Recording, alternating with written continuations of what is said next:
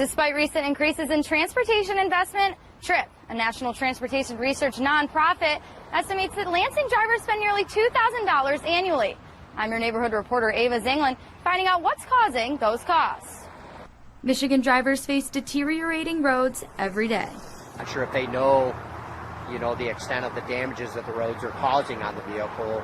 Causing financial expenses and wear and tear to their vehicles. Typically we see, a lot of potholes or broken up roadways that can impact, suspension. Rocky Moretti, the director of policy and research at TRIP, said Michigan saw an increase in funding for our roads, but it wasn't enough to combat inflation costs. Unfortunately, over the last 2 years, we've seen a 43% rate of inflation in highway construction. And that's a significant rise in inflation has really limited the positive impact of that additional funding.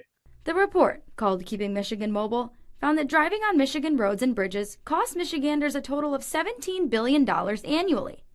Measuring vehicle operating costs, fuel loss due to congested roads, and the cost of traffic crashes, TRIP reported that 40% of the pavement on major urban roads in Lansing is in poor condition. These are locally and state maintained roadways, so it's really all of the roadways once you've left your neighborhood. And that's not the only expense.